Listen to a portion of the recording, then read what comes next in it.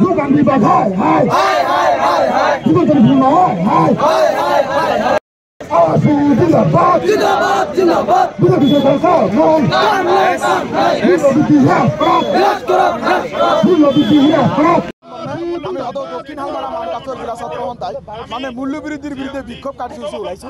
আজি চাওক মানে অসমত যি হাৰত মূল্যবৃদ্ধি কৰিছে, বিজেপি চৰকাৰখনে শাসনত অহাৰে পৰা যি হাৰত মূল্যবৃদ্ধি কৰিছে, কোনো চৰকাৰৰ দিনত এনেকুৱা মূল্যবৃদ্ধি হোৱা নাই। আজি মিঠাতেল, দাইল, পিঁয়াজ, আলুকে ধৰি যি হাৰত মূল্যবৃদ্ধি কৰিছে, আজি ৰাইজে বজাৰত যাব নোৱাৰা অৱস্থা হৈছে। এটা কথা কি, যদি যোগান বিভাগে যদি ভালদৰে কাম কৰিলেহেঁতেন তেনেহ'লে আজিৰ দিনত এনেকুৱাকৈ মূল্যবৃদ্ধি নহ'লেহেঁতেন। যোগান বিভাগটো এটা অযোগ্য যোগান বিভাগ।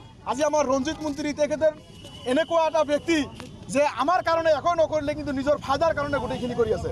যদি আপুনি যোগান বিভাগখন চলাব নোৱাৰে তেনেহ'লে আপুনি পদত্যাগ কৰক। আপোনাক এনেতো আমি মন্ত্ৰী বনোৱা নাই। গতিকে যদি যোগান বিভাগে অতি সোনকালে আমাৰ মূল্যবৃদ্ধি ৰোধ নকৰে, মূল্যবৃদ্ধি হ্ৰাস নকৰে, তেনেহ'লে কিন্তু আমি ইয়াৰ বিৰুদ্ধে ধাৰাবাহিক আন্দোলন চলিয়ে থাকিব। আৰু এটা কথা কি, অসম চৰকাৰে বিভিন্ন সময়ত উন্নয়নৰ ঢোকডাল গাই থাকে। উন্নয়নৰ কথা কৈ থকা অৱস্থাত আজিৰ দিনত যি হাৰত মূল্যবৃদ্ধি কৰিছে, সাধাৰণ ৰাইজে আজি কিন্তু বজাৰত যাব নোৱাৰা অৱস্থা হৈছে। এটা কথা কি, যদি দাইলৰ দাম আজি 200 টকা কিলো হৈছে, তেনেহ'লে দিন মজুৰি কৰা মানুহবোৰে ৰাইজে কেনেকৈ আজি জীয়াই থাকিব? তেনেহ'লে মজুৰিটো বৃদ্ধি কৰি দিব লাগে। 1000 টকা মজুৰি বৃদ্ধি কৰক, কিন্তু মজুৰিটো কমে আছে, কিন্তু মূল্য বৃদ্ধি ঠিকে ঠিকে বঢ়াই আছে। এই ক্ষেত্ৰত অসম চৰকাৰে যি ভেকভাওনা কৰিছে, এয়া আমি ধিক্কাৰ দিছোঁ আৰু গৰিহণা দিছোঁ। আৰু লগতে ক'ব বিচাৰিছোঁ, আজি আমাৰ সদৌ অসম ছাত্ৰ সন্থাৰ আহ্বান মৰ্মে গোটেই অসমতে ধাৰাবাহিক আন্দোলন চলি আছে। যদি অতি সোনকালে মূল্যবৃদ্ধি ৰোধ নকৰে তেনেহ'লে অনাগত দিনত ইয়াতকৈ আমি আৰু জংগী আন্দোলন গঢ়ি তুলিবলৈ বাধ্য হ'ম। এয়া কিন্তু স্পষ্টভাৱে আপোনালোকৰ সংবাদ মাধ্যমৰ যোগেদি যোগান বিভাগ হাই হাই যুবদল ভূম হাই আওয়াজ জিন্দাবাদ জিন্দাবাদ জিন্দাবাদ বিজেপি সরকার নন বিজেপি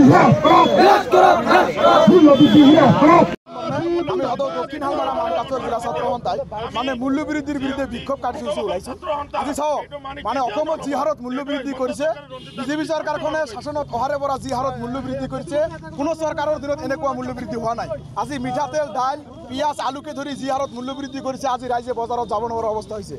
এটা কথা কি, যদি যোগান বিভাগে যদি ভালদৰে কাম কৰিলেহেঁতেন তেনেহ'লে আজিৰ দিনত এনেকুৱাকৈ মূল্যবৃদ্ধি নহ'লেহেঁতেন। যোগান বিভাগটো এটা অযোগ্য যোগান বিভাগ। আজি আমাৰ ৰঞ্জিত মন্ত্ৰী তেখেতে এনেকুৱা এটা ব্যক্তি যে আমাৰ কাৰণে একো নকৰিলে কিন্তু নিজৰ ফাইদাৰ কাৰণে গোটেইখিনি কৰি আছে। যদি আপুনি যোগান বিভাগখন চলাব নোৱাৰে তেনেহ'লে আপুনি পদত্যাগ কৰক। আপোনাক এনেতো আমি মন্ত্ৰী বনোৱা নাই। গতিকে যদি যোগান বিভাগে অতি সোনকালে আমাৰ মূল্যবৃদ্ধি ৰোধ নকৰে, মূল্যবৃদ্ধি হ্ৰাস নকৰে, তেনেহ'লে কিন্তু আমি ইয়াৰ বিৰুদ্ধে ধাৰাবাহিক আন্দোলন চলিয়ে থাকিব। আৰু এটা কথা কি, অসম চৰকাৰে বিভিন্ন সময়ত উন্নয়নৰ ঢোকডাল গাই থাকে। উন্নয়নৰ কথা কৈ থকা অৱস্থাত আজিৰ দিনত যি হাৰত মূল্যবৃদ্ধি কৰিছে, সাধাৰণ ৰাইজে আজি কিন্তু বজাৰত যাব নোৱাৰা অৱস্থা হৈছে। এটা কথা কি, যদি দাইলৰ দাম আজি 200 টকা কিলো হৈছে, তেনেহ'লে দিন মজুৰি কৰা মানুহবোৰে ৰাইজে কেনেকৈ আজি জীয়াই থাকিব? তেনেহ'লে মজুৰিটো বৃদ্ধি কৰি দিব লাগে। 1000 টকা মজুৰি বৃদ্ধি কৰক, কিন্তু মজুৰিটো কমে আছে, কিন্তু মূল্য বৃদ্ধি ঠিকে ঠিকে বঢ়াই আছে। এই ক্ষেত্ৰত অসম চৰকাৰে যি ভেকভাওনা কৰিছে, এয়া আমি ধিক্কাৰ দিছোঁ আৰু গৰিহণা দিছোঁ। আৰু লগতে ক'ব বিচাৰিছোঁ, আজি আমাৰ সদৌ অসম ছাত্ৰ সন্থাৰ আহ্বান মৰ্মে গোটেই অসমতে ধাৰাবাহিক আন্দোলন চলি আছে। যদি অতি সোনকালে মূল্যবৃদ্ধি ৰোধ নকৰে তেনেহ'লে অনাগত দিনত ইয়াতকৈ আমি আৰু জংগী আন্দোলন গঢ়ি তুলিবলৈ বাধ্য হ'ম। এয়া কিন্তু স্পষ্টভাৱে আপোনালোকৰ সংবাদ মাধ্যমৰ যোগেদি যিকোনো খবৰৰ বাবে যোগাযোগ কৰক 7099017330 অথবা 7099017990 নম্বৰত।